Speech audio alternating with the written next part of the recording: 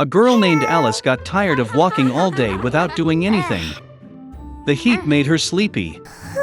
Suddenly she noticed the white rabbit, who was in a hurry somewhere. It seemed strange to the girl that he was talking to himself and kept looking at his watch.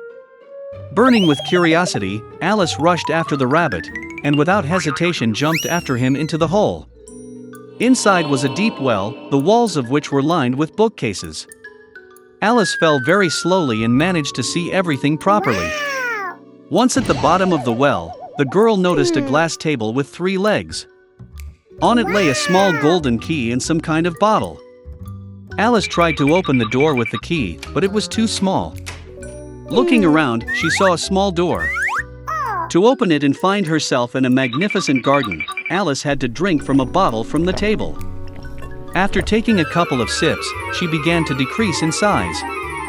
The girl shrank so quickly that she did not have time to take the key from the table.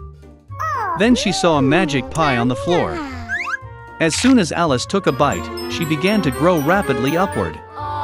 The girl grew so much that she could not go through the cherished door again. Alice began to cry so much that soon a huge puddle formed near her. At that moment she noticed the white rabbit. The girl called him, but he was in a hurry, and in fright dropped his gloves and fan.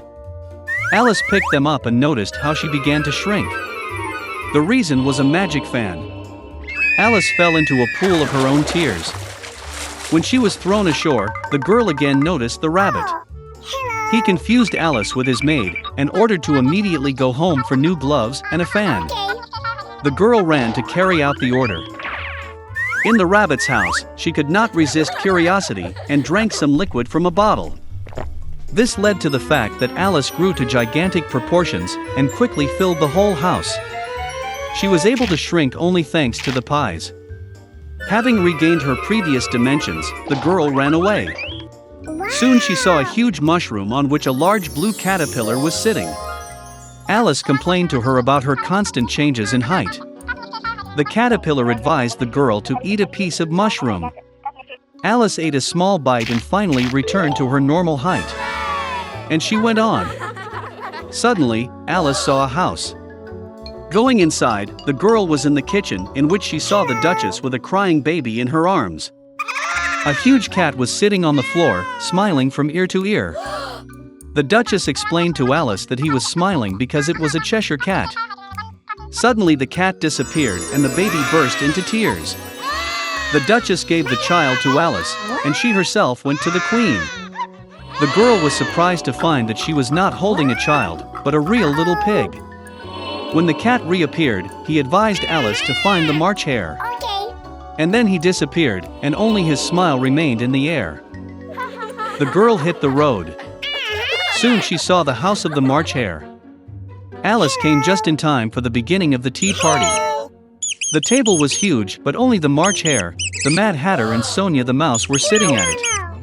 They would not let anyone sit at the table, and said that there was no room. Alice learned that they were forced to drink tea incessantly as punishment for killing time.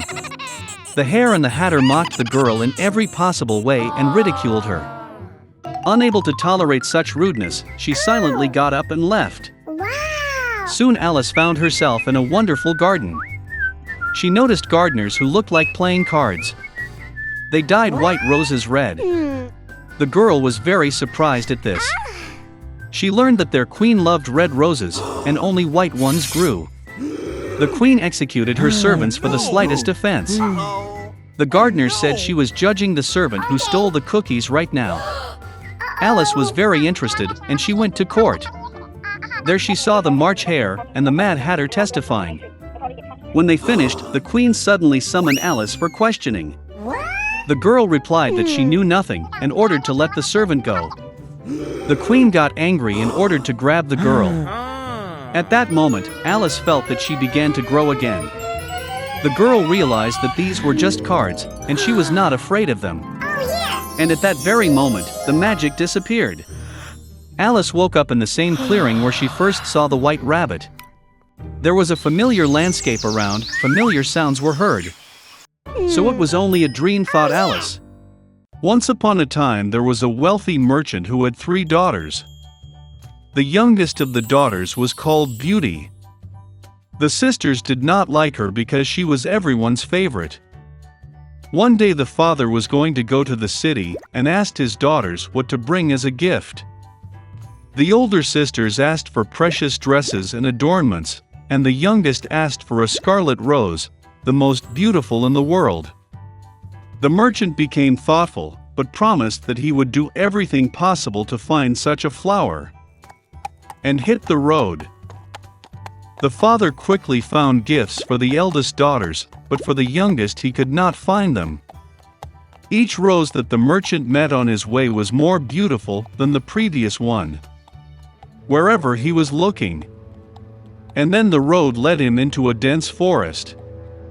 It was very dark and cold there. Suddenly lights appeared in the distance. Approaching, the merchant saw a huge ancient castle, all in gold and diamonds. Entering its gate, he entered a hall full of jewels.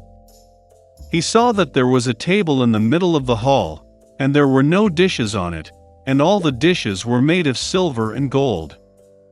But the castle was empty, there was no one. The merchant thought that the owner would probably come any minute.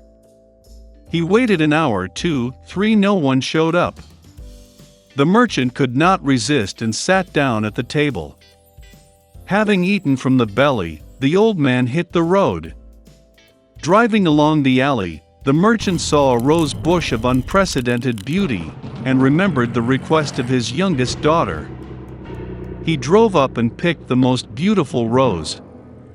At the same moment, lightning flashed, thunder struck, there was a roar, and rose, as if out of the ground, in front of the merchant, and not a beast or a man, but some kind of monster, terrible and furry.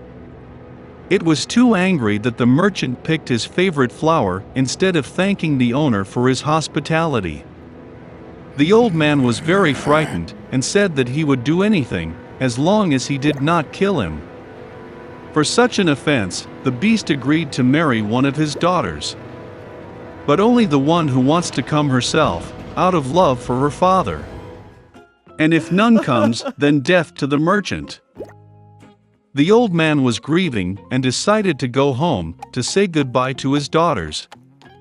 He did not want to give up any of them for a fierce beast. I got on my horse and went home. Having met the children, he gave gifts to everyone and told about his adventures. The older sisters pounced on the younger, they say, it was her fault she ordered a lousy flower, for which the father now has to pay with his life. To which Beauty replied that she would gladly go to the beast instead of her father. And so, the next day, Beauty hit the road. The horse quickly found its way back to the castle. Entering the hall, she found a table with exquisite wines and food. Beauty thought that the beast wanted to eat her, so she feeds her. As soon as she had dinner, there was a roar, and a terrible and hairy monster appeared, as if from under the ground. And the beast said to Beauty that since she herself came here of her own free will, it means that she has a good heart. And so the monster will also be kind to her. And with these words, the beast disappeared. Waking up in the morning, Beauty decided to take a walk. Entering one of the rooms, she saw an inscription on the table, "Whatever the beauty wishes, I will do." The girl thought that after all the monster is kind and probably he is not going to eat it. So they lived for a long time. The beast treated Beauty very well and fulfilled all her desires. One day the girl dreamed that her father was sick. She really wanted to visit him. The Beauty tearfully asked the beast to let her go and promised that she would definitely come back. The monster replied that she was free and could return whenever she wanted. The next day, Beauty put on her most expensive clothes and went to her father. He was very happy to see his daughter safe and sound. Her sisters came running and saw that she had become even more beautiful and even dressed like a queen. A week later, Beauty had a dream that the beast was lying on the grass in the park and dying. She woke up in horror and decided to urgently return and cure him. When the girl approached the castle, she saw the lifeless body of the beast on the grass. Her heart was breaking with pity. The beauty rushed to him with tears and kissed him. And at the same moment lightning flashed, thunder struck, the whole castle was lit up with a bright light, and music played everywhere. The monster disappeared, and in its place the most charming prince lay on the grass. He told Beauty that this evil fairy had bewitched him and turned him into a monster, until a young beautiful girl fell in love with him and wanted to get married. The Beauty gave him her hand, and they went to the castle. The next day, Beauty and the prince got married and healed happily ever after. This is how a good heart can break an evil spell.